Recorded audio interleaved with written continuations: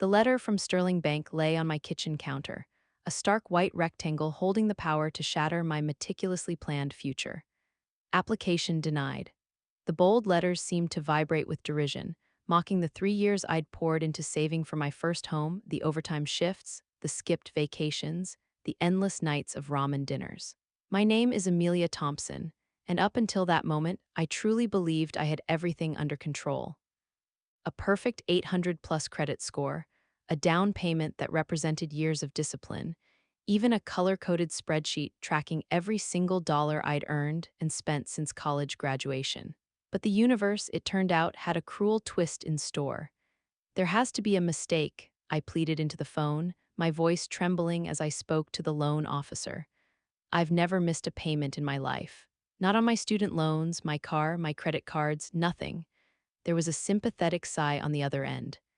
Miss Thompson, according to your credit report, there's a significant personal loan outstanding. A substantial amount, $75,000, taken out about 10 months ago. My stomach plummeted. $75,000? The number echoed in the sudden silence of my apartment. What loan? I never took out any loan for that amount.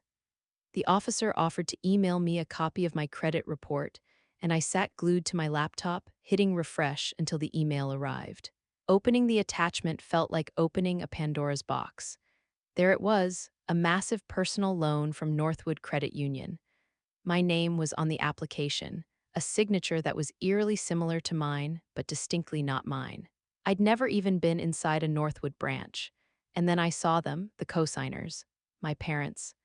The room began to spin, the cheerful sunlight streaming through my kitchen window suddenly feeling cold and harsh. A whirlwind of confused thoughts flooded my mind. Mom and Dad had helped me set up some accounts back in college, but I'd taken complete control years ago. Why would they? How could they? And then it clicked, Brooke, my younger sister. Just 10 months ago, she had mysteriously appeared with a brand new, top-of-the-line luxury SUV. A gleaming black behemoth that seemed wildly out of place with her part-time boutique job income. Just a really sweet deal I found, Amy, she'd said with a casual shrug and a dazzling smile, twirling the keys on her finger. Don't be jealous. At the time, I just rolled my eyes, attributing it to Brooke's usual flair for exaggeration. Now a sickening dread began to pool in my gut. Ignoring the frantic pounding of my heart, I grabbed my car keys and headed for my parents' house. The drive felt surreal, my hands clamped tightly on the steering wheel to stop their shaking. And there it was, parked proudly in the driveway, reflecting the afternoon sun like a trophy of betrayal, Brooke's black SUV. My mother, looking as though she just stepped off a country club tennis court in her crisp whites, opened the door. "Amelia, what a surprise," she exclaimed, her smile a little too wide, a little too bright. "We weren't expecting you." "I need to talk to you," I said, my voice flat, devoid of any warmth. I held out the credit report, the damning document trembling slightly in my hand. "Care to explain this?" She took the paper, her eyes barely scanning the crucial section before she waved it away dismissively. "Oh, that. Well, it was a family matter, dear. Nothing to worry about." Nothing to worry about. My carefully built future was in jeopardy, and she called it nothing to worry about. "Family matter?" I repeated, the anger starting to simmer beneath the surface. "You used my name. You forged my signature to get a $75,000 loan." "Amelia, don't be dramatic," Mom said, her tone shifting to one of weary patience. "We co-signed, it's perfectly legal. We were just helping your sister get started." My father appeared in the doorway behind her, his shoulders slightly slumped, avoiding my gaze. "Pumpkin, let's try and discuss this calmly," he murmured, his voice hesitant. "Calmly," I exploded, the simmering rage boiling over. "Calmly. You stole my identity, you committed fraud. I was denied a mortgage on the home I've been saving for years to buy because of this." "Oh, please," Brooke's voice drawled from the top of the stairs. She sauntered down, dressed in expensive-looking loungewear, scrolling through her phone. "It's not like you were actually going to buy a place, Amy. You've been talking about it forever." "Because I was saving for it, Brooke," I shot back, my voice raw with emotion. "Actually working for it, unlike some people who just expect things to be handed to them." My mother's face hardened, her eyes narrowing. "We are family, Amelia. Families help each other." "Your sister needed. What about what I need?" I interrupted, tears welling in my eyes. "My credit is ruined, my dreams are on hold." You are being utterly selfish, Amelia, Mom said, her voice cold.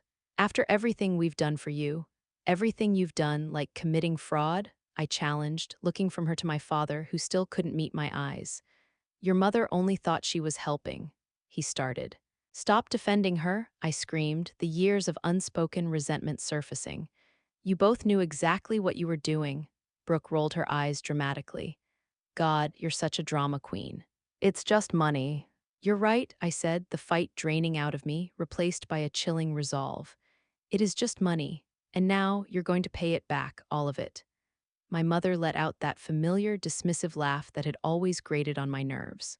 Don't be ridiculous, Amelia. What are you going to do? Sue your own family? I didn't respond.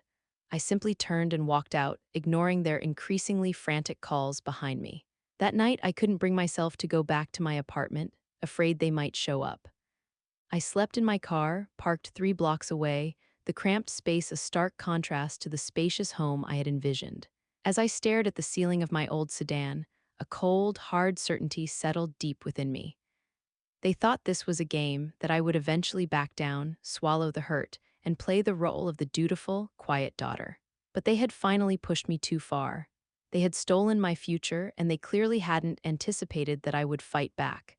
I pulled out my phone, the screen casting a pale glow in the darkness. I started searching. Identity theft lawyers near me, how to report financial fraud to police, statute of limitations on forged signatures. You want to treat this like a game? I whispered to the empty car. Fine, let's play. And I'll be playing to win. The next morning, I started making calls at precisely 9 o'clock. First to Sterling Bank's fraud department, then to a lawyer who specialized in financial crimes and family disputes. By noon, I had appointments with both. The game, as I knew it, was over. The real battle was about to begin, and I was writing the rules this time. The lobby of Northwood Credit Union was all gleaming marble and strategically placed fake plants, trying a little too hard to project an air of prestige. I walked in, clutching my folder like a shield: birth certificate, driver's license, the damning credit reports, years of meticulously saved bank statements. Miss Reyes will see you now, the receptionist said, leading me to a small, sterile office.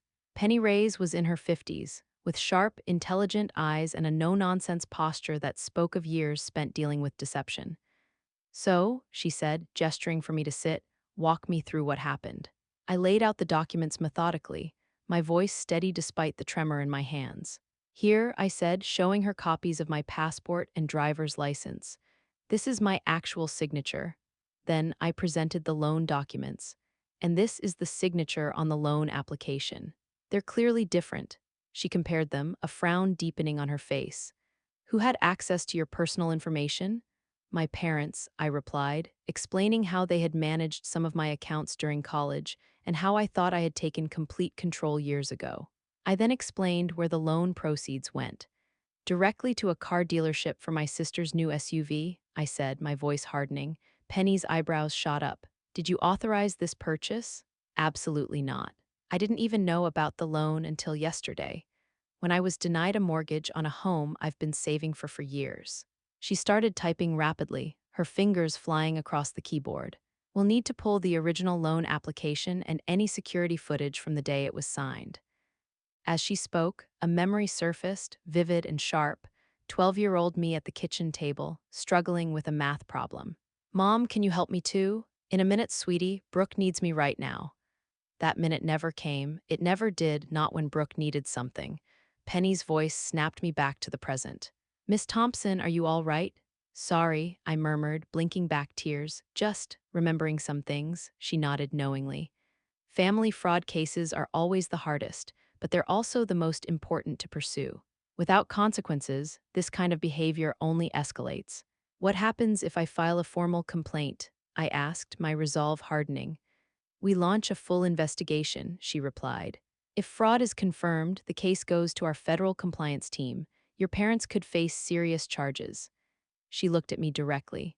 Are you prepared for that? I thought about my mother's calculated smile, my father's averted eyes, Brooke's casual entitlement. They're counting on me not being prepared, I said, the words filled with a newfound strength. They always have. Penny slid a form across her desk. This is an affidavit of fraud. Once you sign, there's no going back. The bank will pursue all legal remedies to recover the funds. My hand shook as I reached for the pen. Will this hurt their credit? Yes, significantly, she confirmed. As co-signers, they'll face the same consequences as if they'd defaulted. I remembered my mother's words, family helps each other. But family didn't steal from each other. Family didn't forge signatures and laugh about it. I signed. Penny studied the affidavit, then made a few calls. I sat there, the silence of the office amplifying the turmoil in my mind. I tried not to think about holidays or family dinners that would now likely never happen again. My phone buzzed, a text from Brooke. Mom's crying because of you, hope you're happy. I blocked her number without hesitation. Penny hung up her last call and turned to me, her expression making my stomach clench. Miss Thompson, she said carefully, your case has triggered mandatory escalation protocols. The amount involved, the circumstances, this is likely going to federal fraud review. What does that mean? I asked, a knot tightening in my chest. It means the FBI might get involved. Identity theft across state lines falls under their jurisdiction.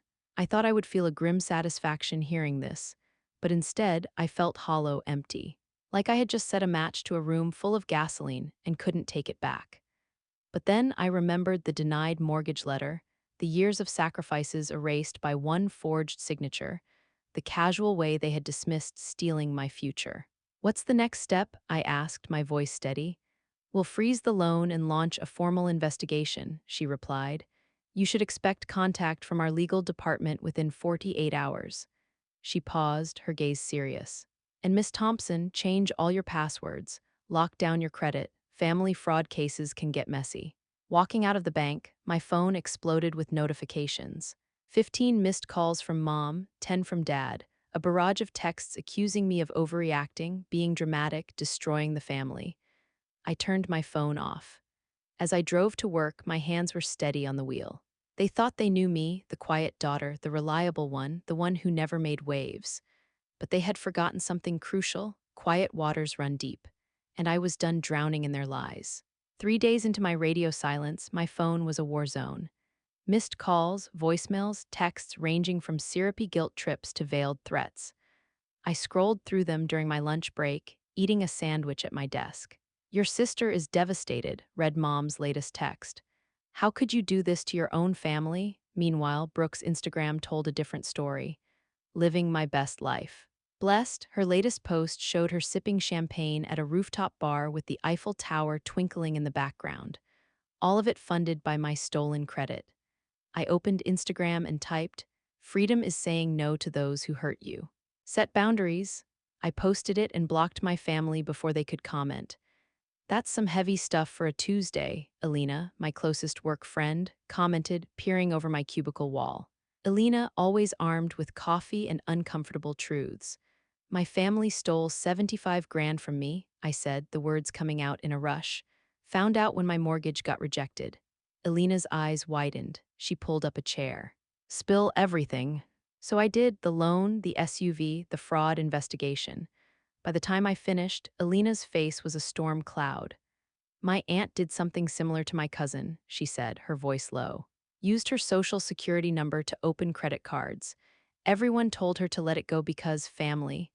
Know where that aunt is now? Prison, because she did it to 3 more people. My mom keeps saying I'm overreacting, I said, a bitter laugh escaping my lips. Gaslighting 101, Alina replied. Make the victim feel crazy for having a normal reaction. A commotion at the office entrance cut through our conversation. My mother's voice, sharp and demanding, carried across the floor. I need to see my daughter immediately. Alina squeezed my arm. Back entrance, go, I'll run interference. I slipped out through the emergency stairs just as Mom rounded the corner towards my desk. Through the window, I watched security escort her out, her expensive handbag swinging like a weapon as she gestured wildly. That night, the pounding on my apartment door started around 8 o'clock. Amelia, Dad's voice. Please just talk to us, we can fix this. Mom's voice, thick with what sounded like fake tears, followed. Why are you doing this to us? I sat in my darkened living room, hands shaking as they continued for 20 long minutes. Finally, a neighbor threatened to call the police and their footsteps retreated. but their words lingered, echoing in the silence. The next morning, a thick manila envelope arrived at my office. No return address, just my name in careful handwriting. Inside were photocopies of documents, loan applications, signature cards, even emails discussing the plan to use my information.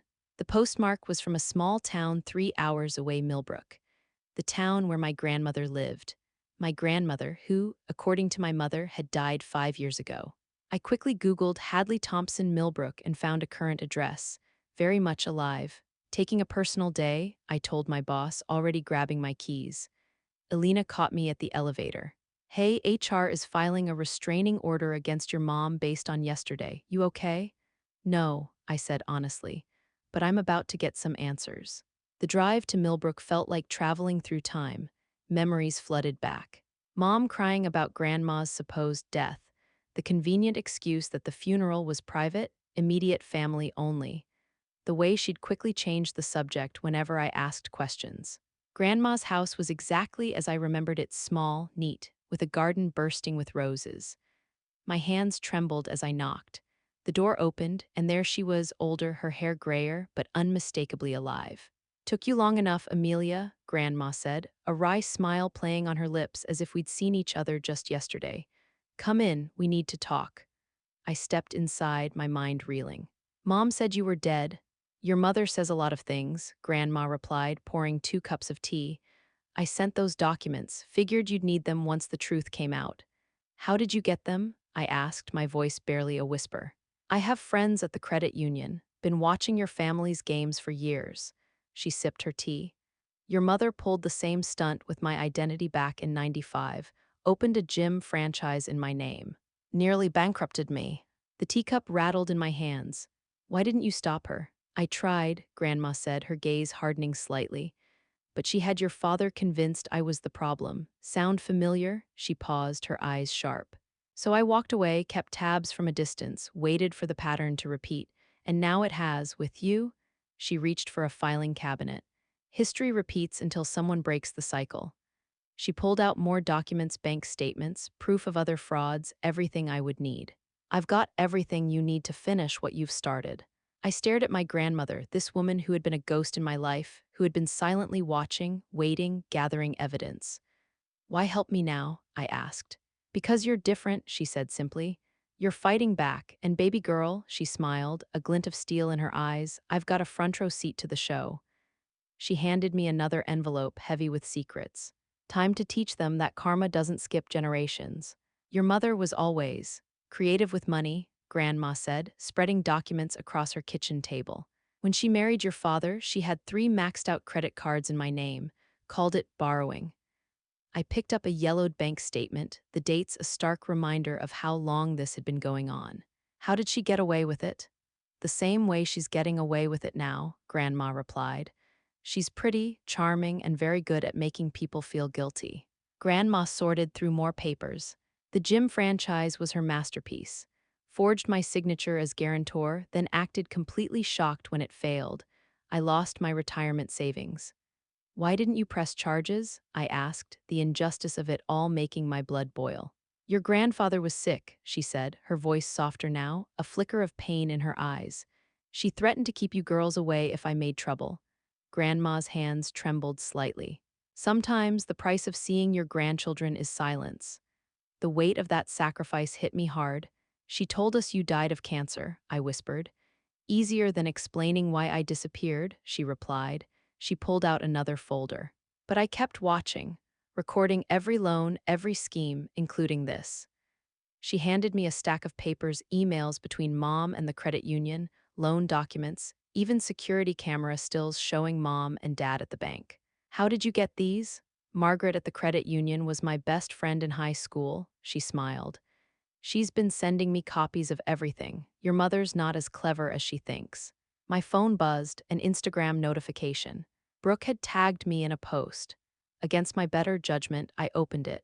So blessed to announce my new business venture.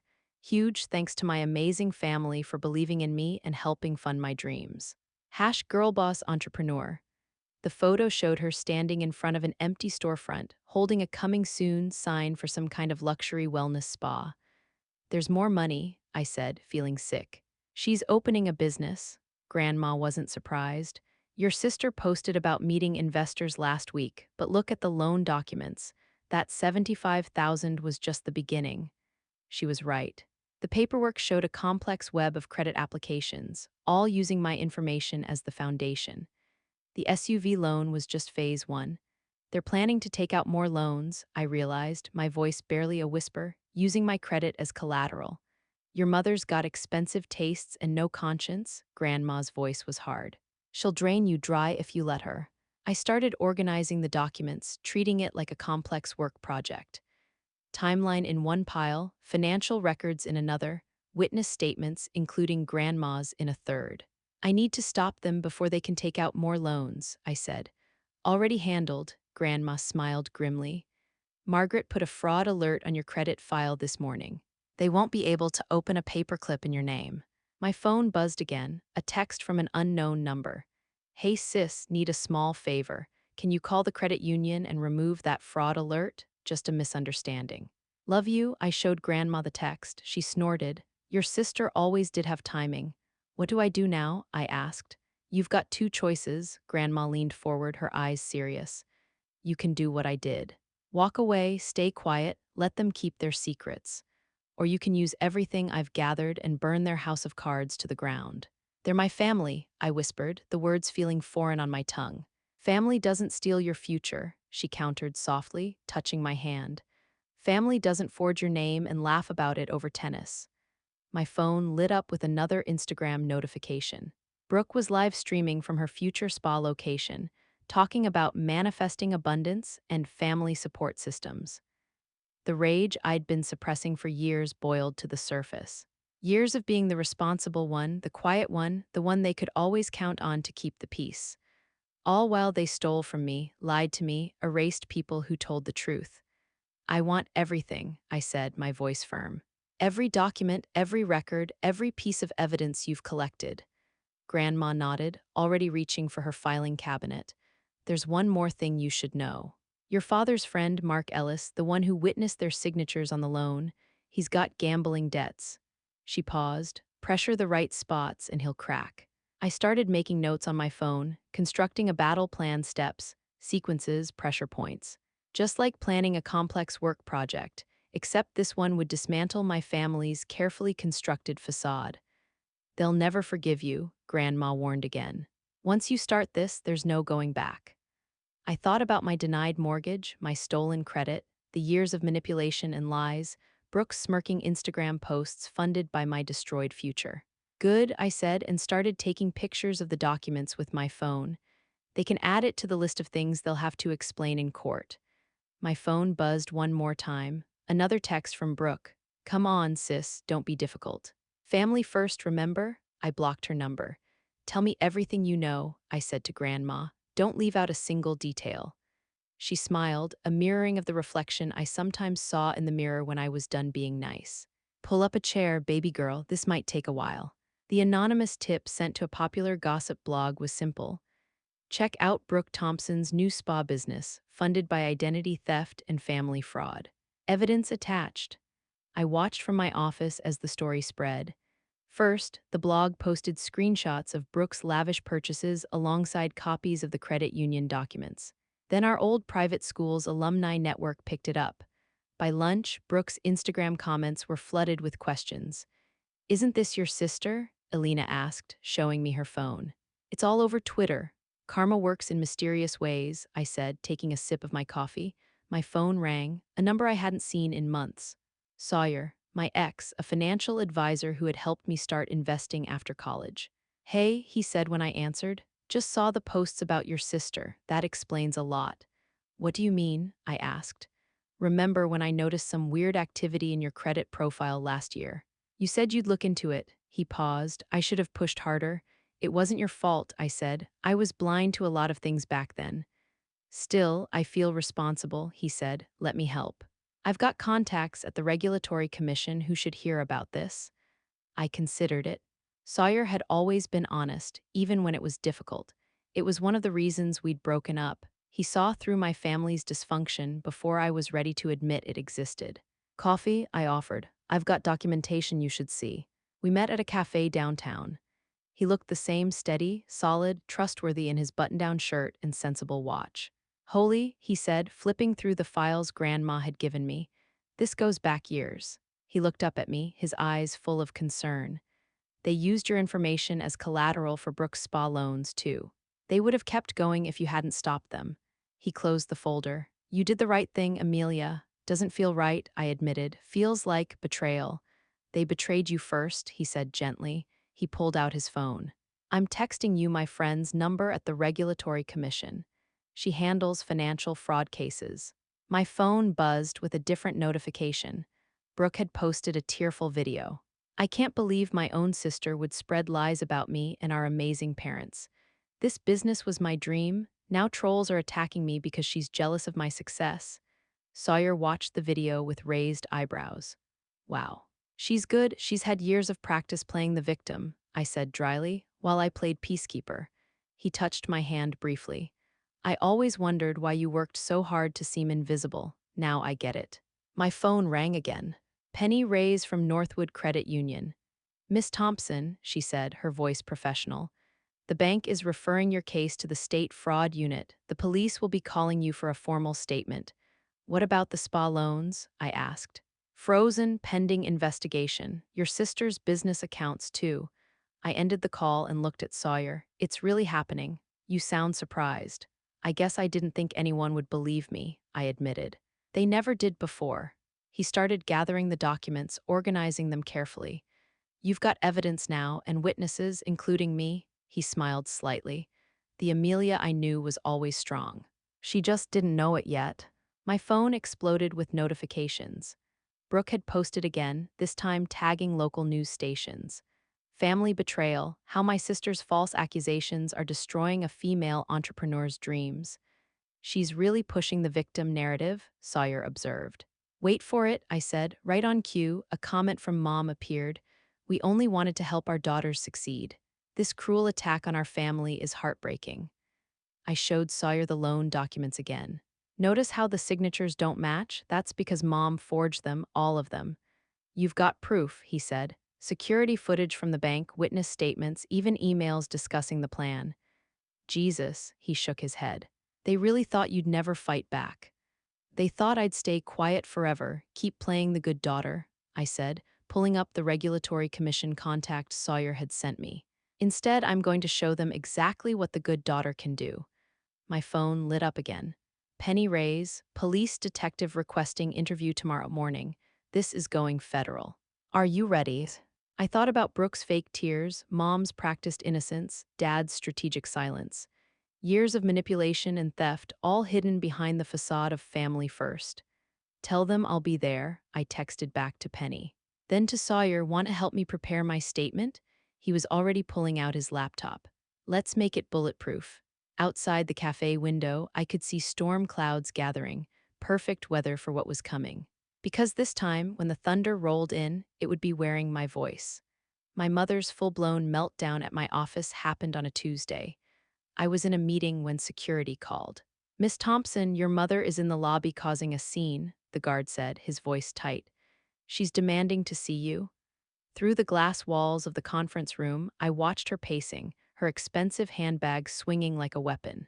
Her voice, amplified by her fury, carried across the office floor. My daughter is destroying this family. I demand to speak to her immediately. My boss, a kind and understanding woman, touched my shoulder. Take the back exit, Amelia. HR is handling it. We've already called the police.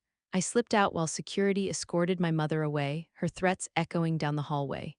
You ungrateful child. After everything we've done for you. 2 hours later, HR called me into a meeting. We're filing a restraining order, Amelia. This cannot happen again. I nodded, feeling numb. On my desk, my phone showed missed calls from Dad and 3 new voicemails from Brooke. I played the first one. Brooke's voice was tight with panic. They're questioning me tomorrow about the loans. How could you do this to me? To us, the second voicemail was laced with a chilling threat. If I go down, Amelia, I'm taking them with me. Is that what you want? The third was just choked sobs. Alina brought me coffee. Your sister's trending again, she said, showing me her phone. A different hashtag this time, Thompson Gate. Former classmates were sharing stories online: unpaid loans, borrowed money that was never returned, mysterious credit card charges. The perfect facade my family had constructed was cracking, crumbling for the world to see. My phone rang again, an unknown number. "Miss Thompson, this is Detective Roberts. We need to discuss the fraud case against your family." I took the call in an empty conference room, my hands steady as I calmly detailed everything. The forged signatures, the fake witnesses, the long-standing pattern of financial abuse. "One of the witnesses, Mark Ellis, was your father's friend?" the detective asked. "Yes," I confirmed.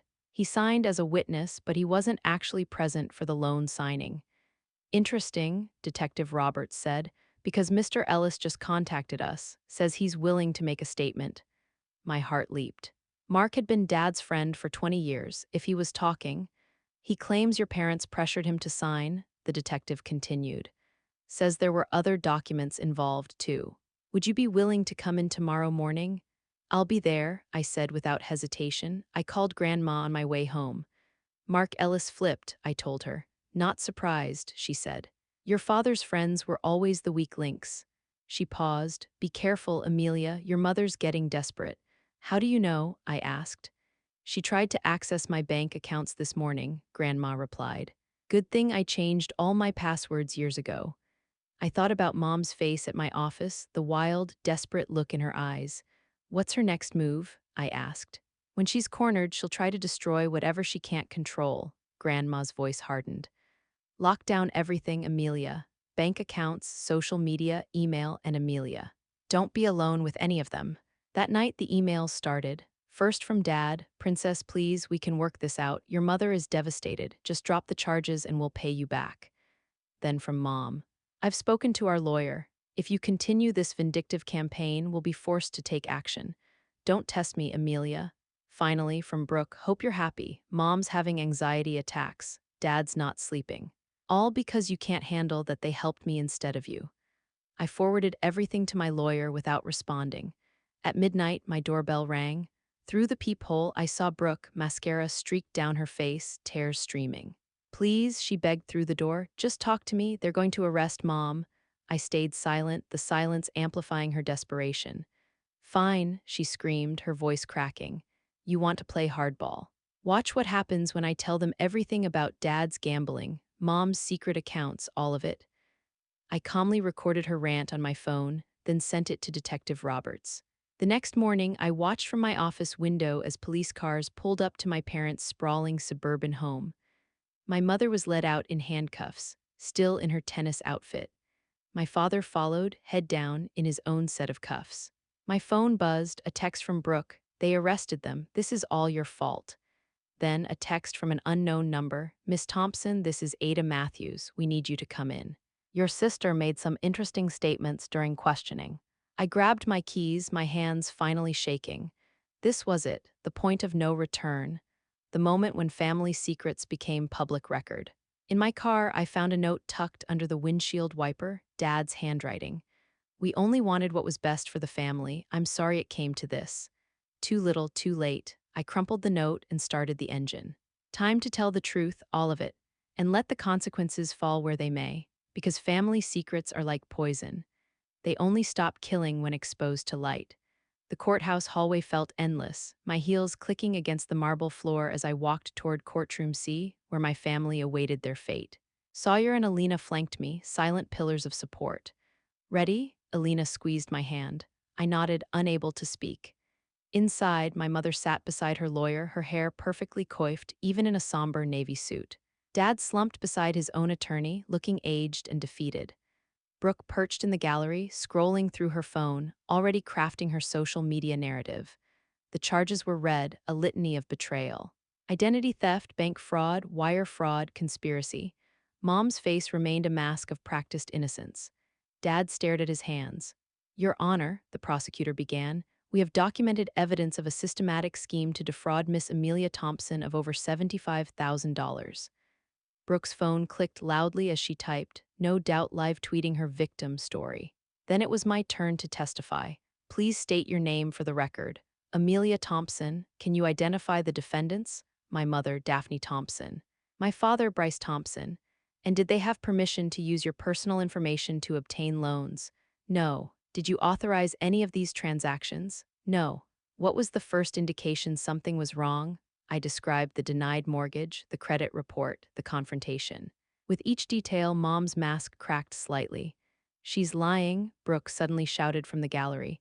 They were helping me start my business. She's just jealous. Order, the judge banged his gavel. One more outburst and you'll be removed. The evidence mounted. Bank records, forged documents, security footage, Mark Ellis's testimony about being pressured to witness signatures, Grandma's documentation of the pattern stretching back decades. The state offers a deal, the prosecutor announced. In exchange for full restitution and dropped charges, the defendants must admit guilt and agree to financial monitoring. Mom's lawyer leaned in to whisper. She shook her head sharply.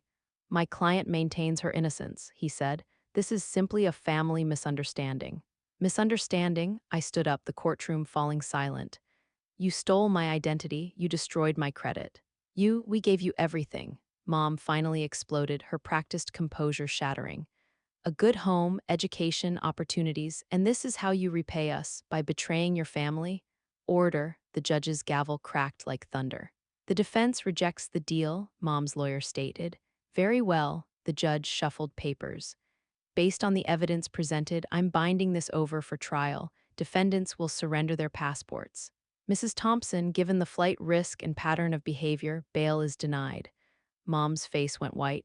You can't do this. I have my tennis league tomorrow. Officers, take the defendant into custody.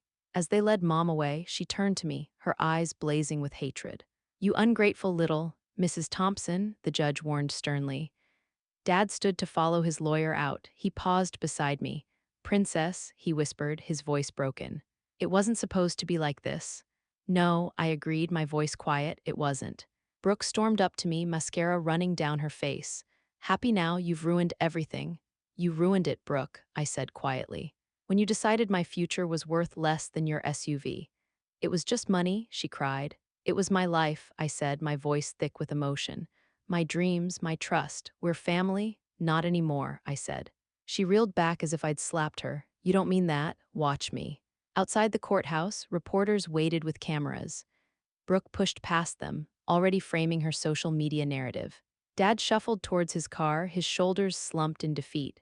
Mom was led to a police transport van, still protesting her innocence. Alina hugged me. You did it. Did I? My voice cracked. Then why does it feel like I lost everything? Because you did, Sawyer said gently, joining us. But you gained something too. What? Freedom. Later that night, I drove past the condo complex I'd dreamed of buying. A for sale sign still stood in front of Unit 12B. I parked and walked to the window, pressing my hand against the cool glass. Next year, I whispered, when my credit's cleared, when the restitution comes through. When I'm free. My phone buzzed, a text from Grandma. You did what I couldn't, proud of you, baby girl. Then from Alina, wine and pizza at my place, you shouldn't be alone tonight. And finally, from an unknown number, Dad. I'm sorry for everything, not just today, for all of it. I blocked his number without responding. Some bridges needed to burn so you couldn't walk back across them. Some families needed to break so you could finally break free. I touched the window one last time, then turned away. Next year would come soon enough. Tonight was for mourning what I'd lost, celebrating what I'd gained, and learning to live with both. Months later, the keys to a new apartment felt heavy in my hand. Not the luxury condo I'd originally envisioned, but something better. A space built with clean money and a clear conscience. Through the window, morning sunlight painted the empty living room gold. Ready? The realtor smiled encouragingly. I unlocked the door, stepping into my future. My phone buzzed, a news alert. Local influencer pleads guilty to financial fraud. The article showed Brooke entering the courthouse. No designer clothes or perfect makeup this time, just a tired young woman facing consequences. The kitchen has great natural light, the realtor said, opening the curtains. Perfect for morning coffee, I agreed, imagining quiet moments without drama or guilt. Elena arrived with the first box, Sawyer right behind her with a lamp. Where's this going? Elena asked. Living room by the window. We worked in comfortable silence until my phone rang, the prison's number. Aren't you going to answer? Elena asked. No, I hadn't accepted Mom's calls in weeks. Her last voicemail had said enough. When you're done with this childish revenge, we'll discuss how to fix the damage you've caused. Some damage shouldn't be fixed. The doorbell rang, Grandma holding a housewarming gift. Every home needs good tea, she said, unwrapping a vintage tea set, and better memories. We set it on the kitchen counter, sunlight catching the delicate porcelain. Your mother called me, Grandma said, wanted me to convince you to drop the restitution claims. She smiled thinly, and I told her karma doesn't negotiate. She touched my cheek. Neither should you. The movers arrived with furniture. As they worked, my phone lit up with a text from Dad. The house feels empty without you. Please come home. Home, such a loaded word. I looked around my new space, bare walls waiting for photos, empty shelves ready for books. No guilt, no manipulation, no stolen dreams. This is home, I said aloud. Alina appeared with another box labeled kitchen. Mail came, she said, handing me an envelope from the court. Inside was a restitution order. Mom and Dad would be paying back every penny with interest. Brooke's assets were being liquidated, the SUV was already sold. Justice looks good on paper, Sawyer commented, reading over my shoulder. Looks better in reality, I replied, pinning the order to my new fridge. The movers finished. Alina ordered pizza. We sat on the floor, sharing slices and stories when another text came through, an unknown number. It's Mark Ellis, the message read. Your father asked me to check on you. He's worried. I typed back, I'm not his concern anymore. A moment later, another text from Mark. He knows, just wanted you to know he's getting help. Gambling addiction counseling? Too little, too late, I typed back and blocked the number. Grandma poured tea into her vintage cups. Your mother used to serve tea like this, she said, her voice wistful, before the greed took over. Back when she was still my daughter. Do you miss her? I asked. I miss who she was, Grandma replied, sipping carefully. Not who she became, just like you'll miss who they were supposed to be. Not who they chose to be. The sun was setting when everyone left. Alone in my new space, I unpacked the last box. Photos Alina had rescued from my old apartment. Mom teaching me to ride my bike, Dad at my graduation. Brooke and me building sandcastles on the beach. Happy moments that now felt tainted, like carefully constructed lies. I set them aside, replacing them with new photos. Alina and me on wine night, Sawyer helping me move, Grandma in her garden. My chosen family. My phone buzzed one last time. Brooke's final Instagram post before her sentencing. Sometimes the hardest lessons come from our own choices. I'm sorry, sis, too late, I know, but true. I didn't respond, but I didn't block her either. Some doors needed to stay closed, but maybe not locked forever. Outside my window, the city lights blinked on. My reflection looked back at me, stronger, clearer, free of the weight of false obligations. They say revenge is a dish best served cold, but this wasn't revenge anymore. It was resurrection. Rising from the ashes of what they had burned, building something new from the ruins of their lives. I made tea in Grandma's vintage cup, stood by my window, and watched nightfall on my new beginning. They thought revenge was fire, destructive and consuming, but it wasn't. It was ice. It was standing right where they said I'd never be, warming my hands from the burn they had made. And finally feeling the frost of their actions freeze their power over me, I took another sip of tea. Tomorrow would bring what it brought, but tonight I was free.